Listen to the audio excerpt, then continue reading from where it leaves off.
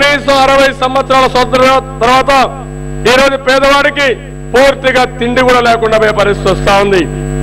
600 మంది చేనేత కార్మికులు ఆకలి చావులతో చనిపోయారు. అదే మరిగా ఏజెన్సీ ఏరియాలో మలేరియాతో మాల్న్యూట్రిషన్ తో చాలా మంది పిల్లలు చనిపోయే పరిస్థితి వచ్చింది. దీనికి అన్నిటికీ నేరుగా డబ్బులు పేదవాళ్లకు బ్యాంకు ద్వారా ట్రాన్స్ఫర్ చేయగలిగితే ఒక్క పైసా అవినీతి ఉండదు, దళారులు ఉండవు. ఈ కాంగ్రెస్ చీడపురుగులు ఎవరు లేకుండా నేరుగా ఈ డబ్బులు మీకు ఇవ్వాలని తెలుగుదేశం పార్టీ ఆశిస్తున్నామని చెప్పి కూడా నేను మీకు తెలియజేస్తున్నాను.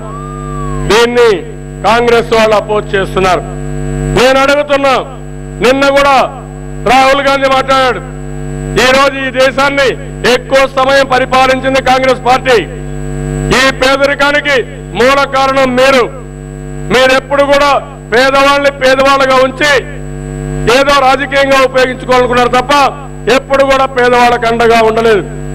అందుకనే మీరు చూస్తే కాంగ్రెస్ హయాంలో పేదవాడికి పక్కా ఇల్లు కట్టకుండా గుడిసె వేయించారు.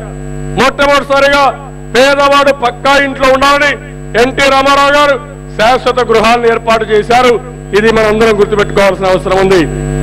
ఇంకో పక్క ఎన్టీ రామారావు గారు వచ్చిన తర్వాత ₹2 కేజీ బియ్యం పెట్టి వెనుకబడిన ప్రాంతాల్లో కనీసం ఒక పూటైన కడుపు నిండా తిండి పరిస్థితి తీసుకొచ్చారు. ఎన్నో మార్పులు తీసుకొచ్చారు. ఈ రోజు మనందరం చూస్తే ఎన్టీ రామారావు గారు తెలుగుదేశం పార్టీ పెట్టి తెలుగు వారి ఆత్మాభిమానాన్ని ప్రపంచం మొత్తం చాటి చెప్పారు. మనకు ఒక గుర్తింపు తీసుకొచ్చారు. అంతమును మన వాళ్ళు బయట పోతే మదరాసని పిలిచేవారు. అలాంటి పరిస్థితి నుంచి రాష్ట్రానికి తెలుగు జాతికి ఒక ప్రత్యేకమైన గుర్తింపు తీసుకొచ్చారు. నేను ఇవన్నీ ఆలోచించిన తర్వాత ఈ స్కీమ్ తీసుకుంటే కాంగ్రెస్ నాయకులు మాట్లాడుతున్నారు. వాళ్ళ గుండెల్లో రైళ్లు పరిగెత్తున్నాయి. రేపు ఓట్లు పడవనే పిరికితనంతో ఈ స్కీమ్ గారి ప్రజలు అర్థం చేసుకుంటే కాంగ్రెస్ పార్టీ చిత్తుగా ఓడిపోవడం ఖాయం. ఇది జరిగి తీరుతుందని చెప్పి కూడా మరొక్కసారి మీ అందరికీ తెలియజేస్తున్నాను. ఈ దేశంలో ఒకటే మనం గుర్తుపెట్టుకోవాలి, దీనికంటే మంచి స్కీమ్ వేరే లేదు. దీనికంటే కూడా మనం ఒకసారి చూసినప్పుడు రాజీవ్ గాంధీ ఆ రోజు చెప్పారు, మేము ₹100 ఖర్చు పెడితే ₹20 మాత్రం పేదవాళ్ళకి చేరుతా ఉందని. నేను చెప్పిన స్కీమ్ ద్వారా డబ్బులు నేరుగా బ్యాంకు ద్వారా పంపిస్తే ₹1 అవినీతి ఉండదు. ఎవరి రికమెండేషన్ అవసరం లేదు. ఈ డబ్బులతో పిల్లల్ని చదివించవచ్చు, పౌష్టికాహారం పెట్టచ్చు. కుటుంబం అంతా కూడా ఆహారం లేదనకుండా తిండి లేదనకుండా బతికే అవకాశాలు ఉంటాయి. ఇది ఒక వినూత్నమైన కార్యక్రమం. రేపు భారతదేశానికి ఆదర్శం అవుతుంది. పేదవాళ్ళని ఆదుకోవడానికి, పేదరిక నిర్మూలనకు దీనికంటే మెరుగైన కార్యక్రమం లేదు. ఇది వాస్తవం. ఇప్పటికే ఇది చాలా దేశాల్లో అమలు అవుతా ఉంది. నేను అందుకనే మిమ్మల్ని అందరూ అడుగుతున్నా, ఇది మంచి స్కీమ్ అనుకుంటే గట్టిగా చప్పట్లు కొట్టి ఈ స్కీమ్ అమలు చేయాలని గట్టిగా మీరు చెప్పాల్సిన అవసరం ఉంది. తెలుగుదేశం పార్టీ ఎప్పుడు కూడా పేదవాళ్ళకు అండగా ఉంటాం. ఎప్పటికప్పుడు మారిన పరిస్థితులకు అనుగుణంగా పేదవాళ్ళని ఏ విధంగా పైకి తేవాలో అవన్నీ అధ్యయనం చేస్తాం. అందుకని ఈ వినూత్నమైన కార్యక్రమాన్ని తీసుకొచ్చాం. మీరు ఒక్కసారి చూస్తే కాంగ్రెస్ ఎన్నికల ప్రణాళిక చూశారు. వాళ్ళు ఒకటే చెప్పారు, మేమేమి చేయం, ఎప్పుడో ప్రారంభించాం, 5 ఏళ్లు చేసిన కార్యక్రమాలే మళ్లీ చేస్తా అంటున్నారు. వాళ్ళకు కొత్త ఆలోచన లేదు. 5 ఏళ్లు వాళ్ళు చేసింది దోచుకున్నారు, దాచుకున్నారు తప్ప పేదవాళ్లకు ఒరగబెట్టింది ఏమీ లేదు. 3000 మందిని దగ్గర కోటీశ్వరులు చేశారు.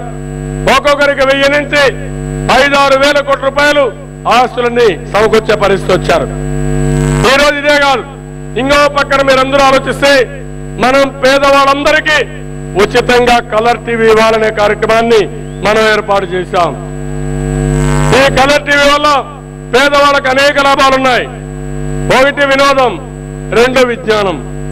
ఈరోజు టీవీల వల్ల చదువు విషయాలు కానీ, వ్యవసాయ విషయాలు కానీ, ఆరోగ్య విషయాలు కానీ ఇంకా అనేక కార్యక్రమాలు వస్తూ ఉంటాయి.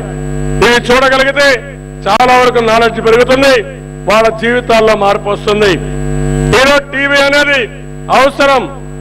ఒకప్పుడు అనుకున్నాం పెద్దవాళ్ళకే ఉండేది, ఈ రోజు ఆ పరిస్థితి లేదు. అందుకని ఈ రోజు మనం కాంగ్రెస్ వాళ్ళు అంటున్నారు, ఇంకో కొత్త పార్టీ చిరంజీవి గారు అంటున్నారు, మన మీద టీవీలు ఇస్తా ఉంటే ఇవి అవసరం లేదని మాట్లాడతారు. ఇంకొకరు మాట్లాడుతున్నారు ఈ టీవీల వల్ల లాభం ఏంటి, ఈ టీవీలకు కరెంట్ ఎవరు ఇస్తారని కూడా మాట్లాడుతున్నారు. అందుకని సమాధానం చెప్పాను, మీరేమీ భయపడక్కర్లేదు. 2 బల్బులు, 1 ఫ్యాను, 1 టీవీ ఉంటే ఎంత కరెంట్ అవుతుందో అంత కరెంటు ఉచితంగా ఇచ్చే బాధ్యత తెలుగుదేశం పార్టీ తీసుకుంటాం. ఈ రోజు మీరు 1100 మెగావాట్లు ఎన్టీపీసీ ఇక్కడ తీసుకొచ్చేది తెలుగుదేశం పార్టీ. ఈ రోజు ఎక్స్పాన్షన్ పోతే ఈ ముఖ్యమంత్రి చేతగానితనంతో భూమి మనది, నీళ్లు మనవి, అన్ని మనమైతే వాళ్ళ ఎక్స్పాన్షన్ పైన 1000 మెగావాట్లకు 3 రాష్ట్రాలకు కరెంటు పంచే పరిస్థితి వచ్చారు. ఆ రోజు ప్రధానమంత్రి దేవేగౌడ ఉన్నారు, ఫైనాన్స్ మినిస్టర్ గా చిదంబరం ఉన్నారు. ఆ రోజు నేను యునైటెడ్ ఫ్రంట్ గవర్నమెంట్ లో కన్వీనర్ గా ఉండి ఈ యొక్క ఎన్టీపీసీ మా రాష్ట్రంలో పెట్టాలి, ఈ లైసెన్స్ మాది, పూర్తిగా ఈ కరెంటు మాకే ఇవ్వాలని ఒత్తిడి తీసుకొచ్చి ఆ రోజు నేను చేపించాను. ఈ రోజు అదే ప్లాంట్ లో ఈ ముఖ్యమంత్రి కేంద్రాన్ని ఒప్పించలేక మొత్తం వేరే రాష్ట్రాలకు అప్పచెప్పే పరిస్థితి వచ్చింది. ఈ విధంగా మీరు చూసినప్పుడు తప్పకుండా ఈ సంస్కరణ ఫలితాలు, అభివృద్ధి ఫలితాలు పేదవాళ్ళకు తీసుకుపోవాలనుకుంటున్నాం. ఇదే కాదు, ఈ రోజు మీరందరూ చూస్తున్నారు, ఈ రోజు రాష్ట్రంలో పేదవాళ్ళు ఎక్కువగా ఉన్నారు, వెనుకబడిన వర్గాలు ఉన్నారు. ఈ రోజు మనం సీట్లు ఇచ్చినప్పుడు మీరు చూస్తే మొత్తం వెనుకబడిన వర్గాలకి ప్రాధాన్యత ఇచ్చాం, సామాజిక న్యాయం చేశాం. మొట్టమొదటి నుంచి సామాజిక న్యాయం చేసింది తెలుగుదేశం పార్టీ తప్ప వేరే పార్టీలు కాదు, ఇది వాస్తవం.